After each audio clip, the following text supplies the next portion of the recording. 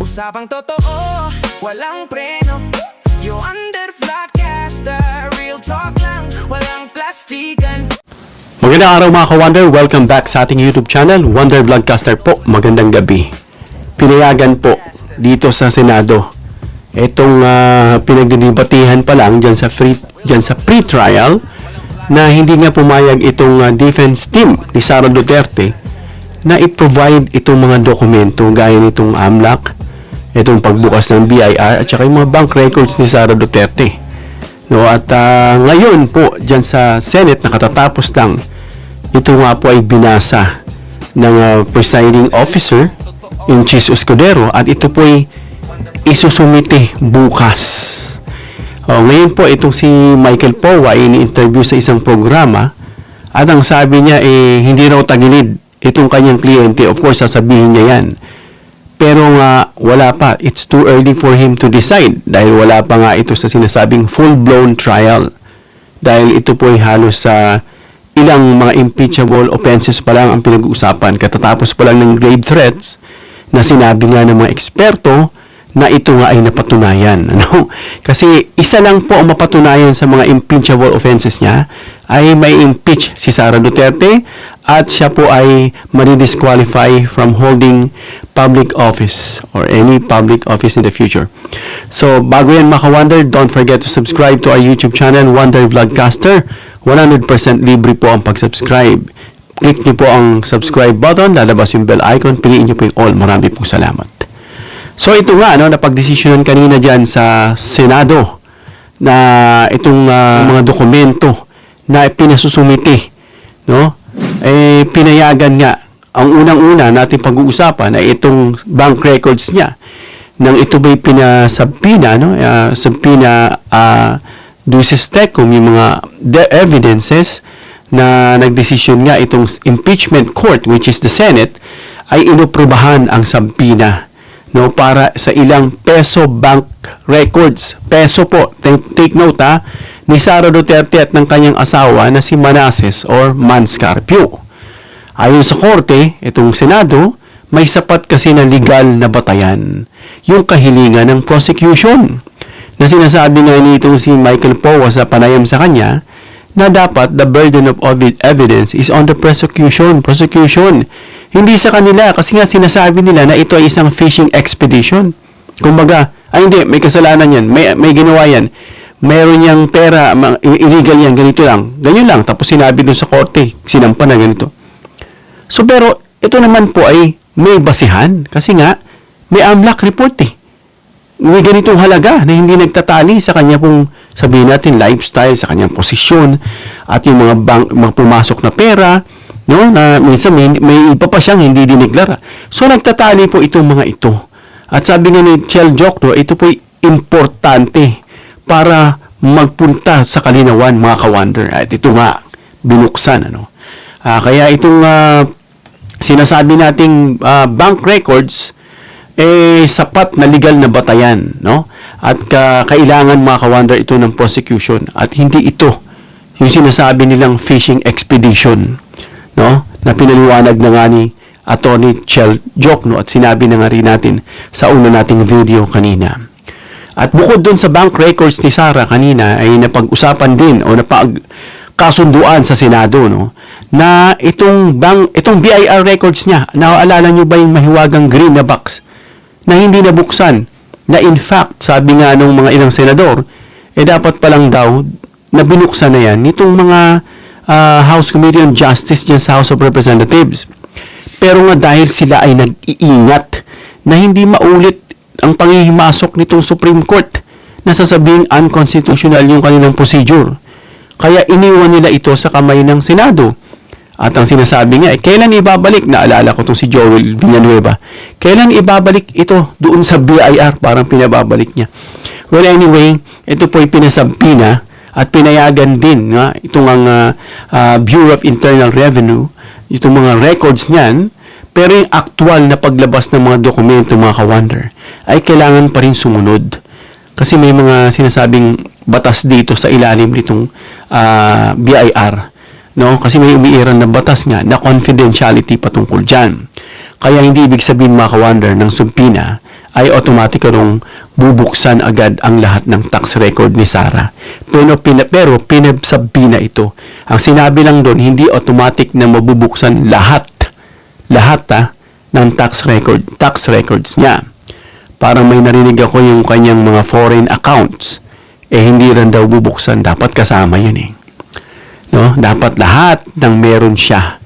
Diba? Paano yan kung i-convert niya lang ito? May mga ganun kasing suggestion at tanong.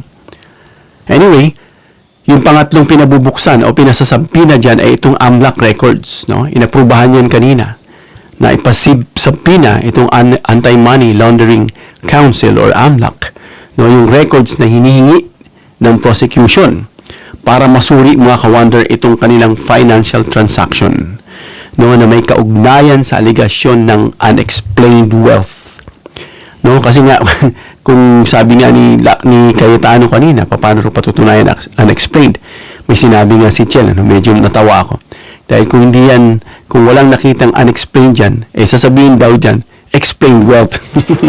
Medyo sarcastic na simple na sa mukha, pero yung dating medyo sarcastic yung mga ka-wonder. No? So ano yung layunin ng mga ka-wonder ng mga documents na ito? No? Of course, meron napakalaki. No? Pero ayon nga sa prosecution na itong ikukumpara itong salin niya sa actual na financial records niya. Yan yung mga importante ng dokumento na yan. Titignan mga ka-wonder dyan kung tugma yung kita niya. Sabi nga, mayor siya pababa.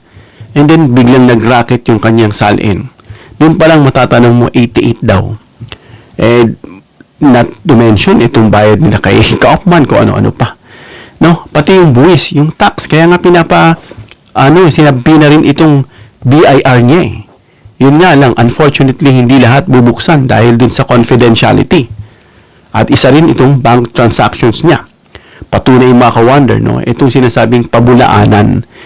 Dapat mapabulaanan niya yung aligasyon na sinasabing unexplained wealth dito sa sinasabing Article 2 ng kanyang impeachment. Diba? Kailangan pabulaanan niya yan. Ay, alam naman natin na lumalapit yan sa Supreme Court na ipatigil ang impeachment. Pero nga, good news, ito po ay pinayagan. Kaya mga ka-wonder, ano ba ang argumento rito ng depensa? Of course, depensa yan. Lahat ng paraan, ididepensa nila.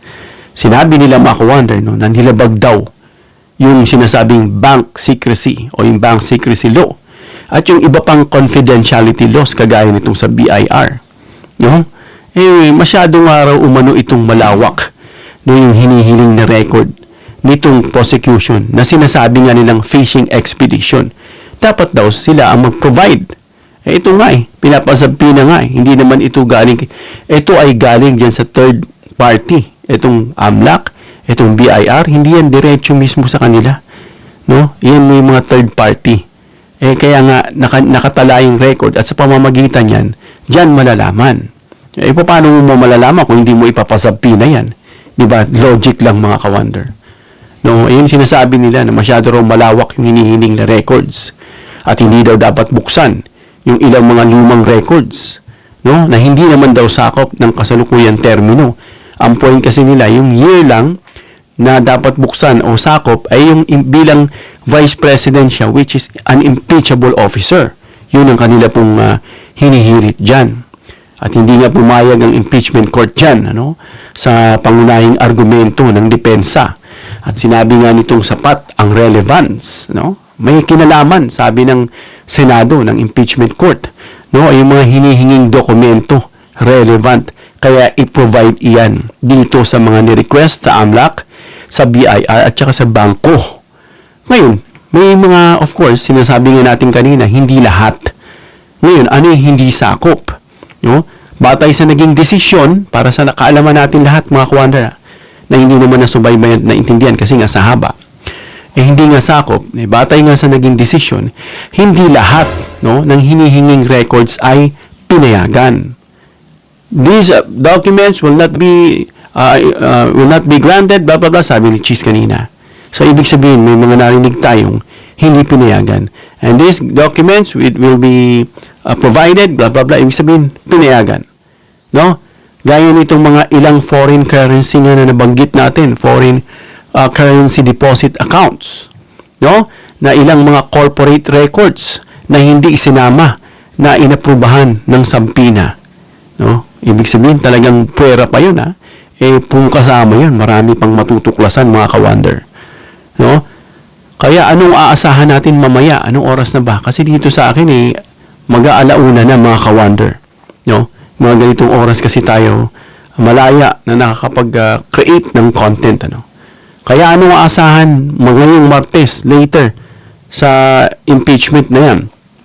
Ang posibleng mangyari dyan, mga ka-wonder, ay pagpapakita sa korte yung pagsunod ng mga ahensya at bangko sa Sampina. Of course, dadalhin yan, gaya ng nangyari dito sa Congress, no? At pagtatalakay kung kailan at paano iharap ang mga dokumento. At posibleng magkaroon, mga ka-wonder, ng motion mula sa depensa. Para bakit? Of course, hihirit yan para limitahan o even tutulan, mga ka-wonder, yung paggamit ng ilang records. Pero ito nga ay pinagpasyahan na at dadalhin. Pero hihirit pa rin sila dyan, mga ka-wonder. So, hindi nangangahulugan, mga ka-wonder, no, bilang kaalaman, na agad ilalabas sa publiko ang laman ng mga bank account. I'm not sure kung pagbibigyan itong mga executive, no, kasi may mga kondisyones. Kung ito ay in aid of legislation, ito nga, itong sinasabing mga ano pang mga excuses dyan o mga sinasabing may bawat rule, may mga exemption. Ito kasama dyan yung executive session. Doon, pag-uusapan, doon daw bubuksan. I'm not sure kung mangyayari yan bukas. No, hindi naman ilalabas nga lahat itong mga bank records. Maaring may mga legal na proseso, mga ka-wonder, at limitasyon sa paghawak at paggamit ng mga dokumento. Kaya malamang may mga ilimitahan dyan o hindi papayagan. Kaya, mga ka-wonder, anong mga mahalagang puntong tandaan natin na mangyayari dyan sa Martes?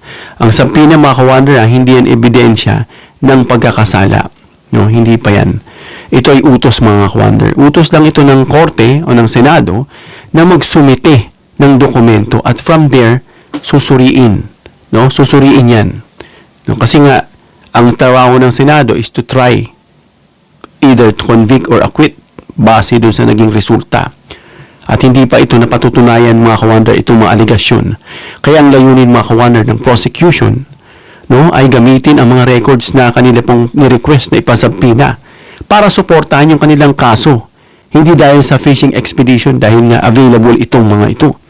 Nilabas na nga yan dyan sa House Committee on Justice, ano. Habang may pagkakataon, mga ka-wonder, ang depensa na questionin ang pagiging legal, pagiging maaasahan at interpretasyon ng mga ito.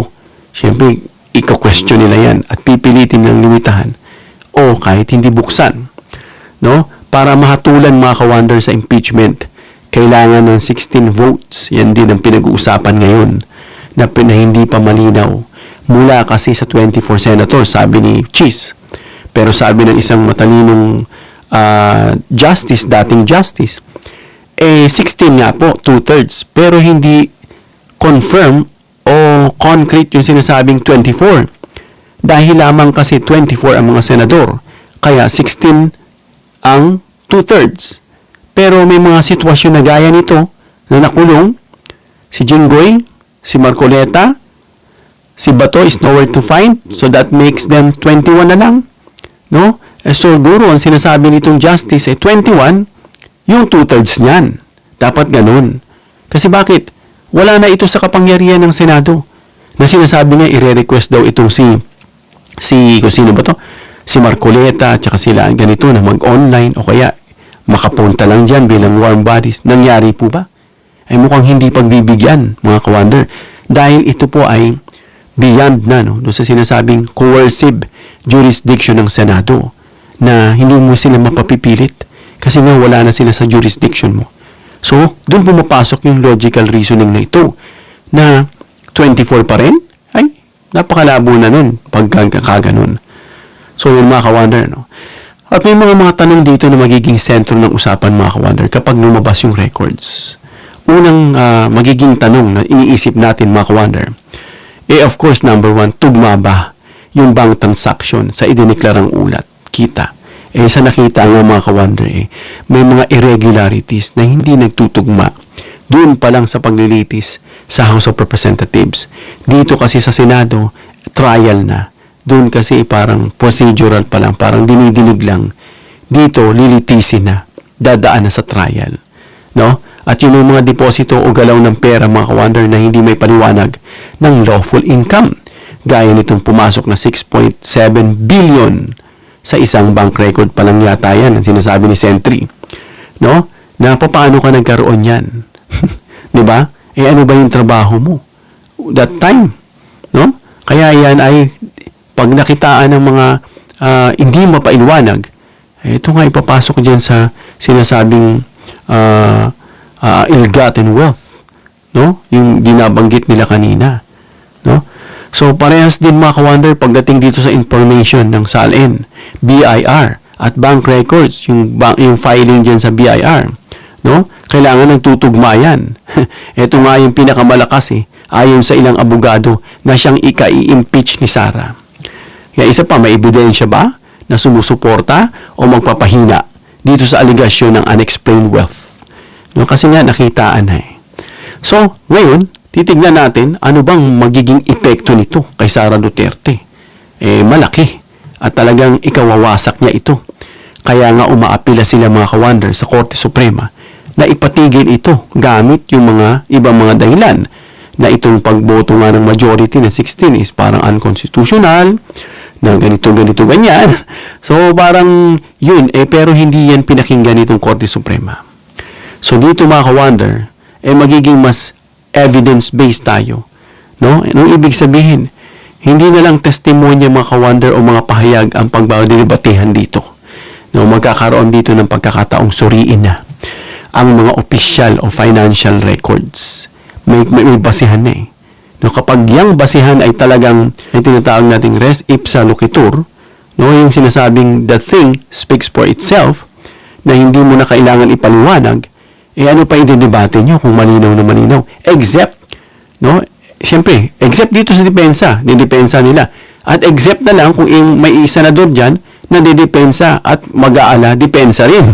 Dapat sawayin na yan agad no, itong presider Counsel or senator judge, you're not supposed to act like a defense lawyer. Gagano, dapat sasabihin niya No, bago sasabihin, yun ito impeachment trial to Hindi naman to legal. This is constitutional. So, may mga inulusot. Pero, they should stick to their rules. I'm not sure kung parte ng rules yan na parang nag-aabogado na. Hindi dapat ganun, mga ka-wonder. Dahil susuriin na rito ang ebidensya. Ngayon, ang mga epekto niyan, mas magiging objective, no? Yung paghusga ng mga senador. Magiging objective. At babantayan natin. Of course, nabantayan na natin yung iba. At dahil dyan, pagiging talamak, sila ngayon. Eto ngayon, sasabihin na iniisa-isa sila. Hindi. Dahil may nakikita. No? Sige pa. Kaya yan, magiging objective ang paghusga ng mga senador. At ano pa mga ka-wonder, mas mahihirapan ang magkabilang panig na umasa lamang sa argumento at opinion. Kasi bakit? Mayroong basihan Hindi lang yun argumento at opinion. No? Dahil meron ng sinasabing evidence-based. May ebidensya. Yan ang laging malakas. Diba? At isa pa, maaring ma-verify na itong SALN ni Sara. Dito yan makikita ng mga senator. No? Isa sa pinakamalaking layunin mga ka-wonder ng prosecution talaga. Nialamin kasi kung ito pa'y tugma doon sa mga bank account. No? Itong mga diniposito. No? Itong mga income tax returns. Yan, malalaman. At yung mga nakasaad dyan sa SALN. Kung magkatugma nga lahat. Of course, malaking tulong ito sa depensa kay Sara. Pero kung may malaking diferensya mga ka-wonder, maaari itong gamitin ng prosecution bilang suporta, no, sa aligasyon ng unexplained wealth. No? Depende yan mga ka-wonder sa kabuang ebidensya at paliwanag. Kaya yung ebidensya, may ebidensya dyan at yung paliwanag nila. Ngayon, kung hindi rational, hindi sapat yung paliwanag, wala. Isa pa mga ka-wonder, itong AMLAC records, no, na maaring magpakita ng daloy ng pera. Kasi pag may nakitang pumasok na pera dyan, I think 50 million 50 million pa lang, nakita ng AMLAC, agad nilang i-report ito Ng bangko, pag may pumasok sa bangko na certain amount na may threshold na pumasok para i-report sa AMLAC, i-report na nila agad. Kaya nga nakarating ito sa AMLAC. May record dahil ini-report ng bangko. Hindi lahat ng balanse mga ka-wonder ng account ay maaring maging mahalaga. No? Ang maaring makita lang dito mga ka-wonder yung malaking deposits na nakitaan niya na milyon-milyon. Malalaking withdrawals. Di ba? Yung deposits ang galing. Di ba? Kanino? Yung withdrawals, nakitaan niya ni Trillanes na ang lalaki ng mga deposits. Fund transfers. Di ba? Yung pinagsimula ng pera kung available ng records. No? At yung patterns mga ka-wonder ng financial transactions. Ngayon, sasabihin, bakit mahalaga yan, Mark? Kasi nga mga ka-wonder, maaring magpakita ito ng galaw, ng pera, no? Na ayon, no? Or naaayon dun sa legal na kita o may transaksyon na nangangailangan ng karagdagang paliwanag. Yan yung mga kahalagahan nito. Isa pa dyan yung sinasabing BIR na mahiwagang green box finally mabubuksan. No? Pero ang pagkakaalam ko ay hindi nga lahat. Pero sana mapilit, no, na parang maging supply ito, suppletory, para dun sa, if ever, ito pa sa akin lang, na may gusto pang isatisfy na pasok naman, na hindi naman foreign current, o currency, no?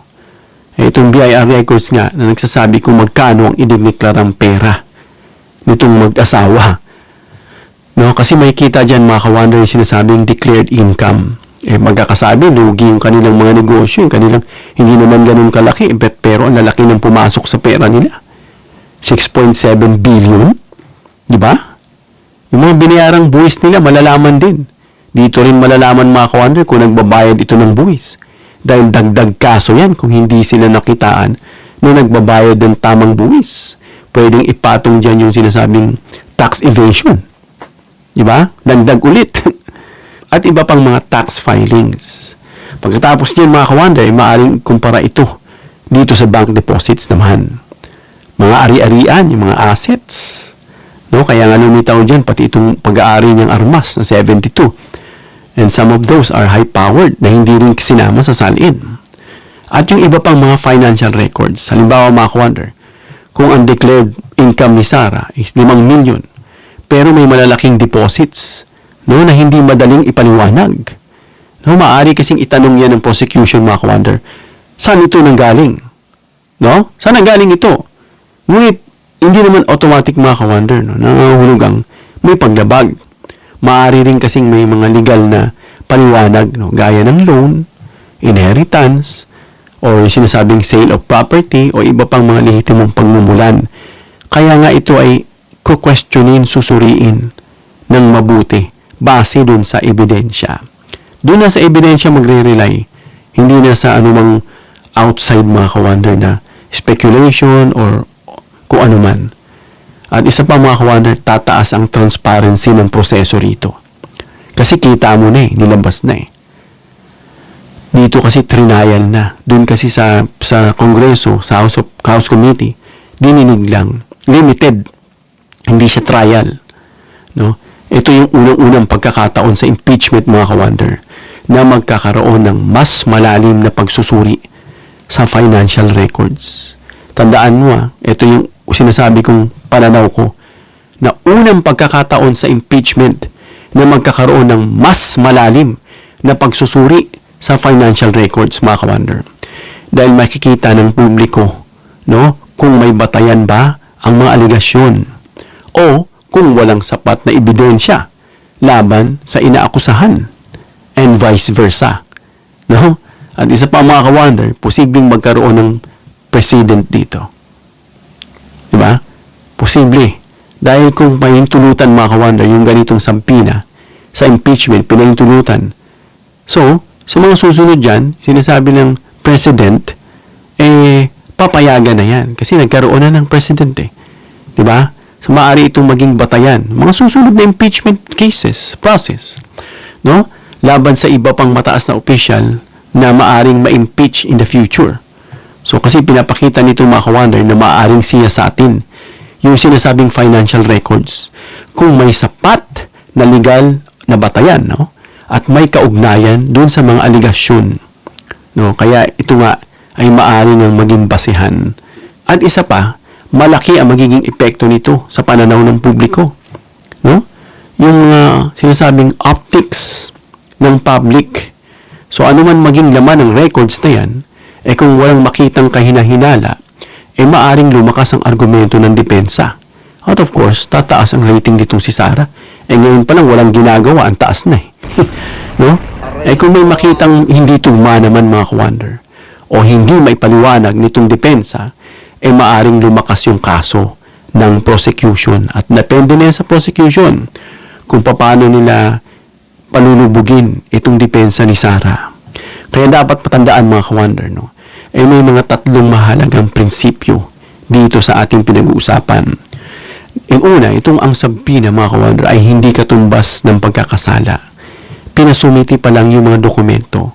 Utos lang ito mga ka-wonder na magsumiti ng mga dokumento. At hindi lahat mga ka-wonder ng laman ng records ay automatic na magiging pampubliko o ipasusupubliko.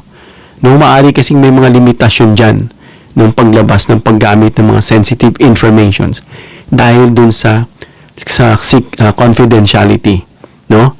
At yung isa pa, yung halaga ng records, mga ka-wonder, no, ay nakasalalay yan sa interpretasyon o paliwanag nitong mga depensa. Dapat maipaliwanag nila yan, no? At ganun din dito sa prosecution, na ito, ganito yan Bakit hindi yan tugma? No? Ganito, ganyan. So, depende sa interpretasyon at paliwanag. Kasi mga ka-wonder, yung parehong dokumento ay maaaring gamitin. Gagamitin niya ng prosecution against them, no? Para suportahan yung kanilang kaso, no? At yung depensa naman, ipakita yung kanilang legal at maayos na transaksyon, no? Kaya sinasabi natin mga ka-wonder, ito ay tinuturing na isang turning point, no? Bakit? Kasi maraming legal observers mga ka-wonder ang tumitingin, nakaabang dito, kasama tayo, buong bayan, ano? Bilang posibleng turning point mga ka-wonder dahil mula sa mga aligasyon at testimonya, no? At pagdinig ng maaring lumipat ang pagsusuri ng mga dokumentong maaring mapatunayan o ma-verify mga ka-wonder. At kung yung mga record din mga ka-wonder ay malinaw pa sa spring water na sumusuporta sa isang panig, maaari nga nitong baguhin mga ka-wonder yung direction ng impeachment trial. It's either going towards the left or the right. Maaring ma-acquit or ma-convict. Pero mga ka-wonder, no, kung hindi malinaw, no, itong sinasabing mga bagay na kapanipaniwalang paliwanag, no, sa mga transaction, maaring humina yung bigat ng aligasyon dito kay Sara. So, ang magiging epekto nito mga ka-wonder ay nakadepende pa rin sa kabuuan ng ebidensya at yung pagpapasya ng Senate bilang impeachment court and them as senator judges.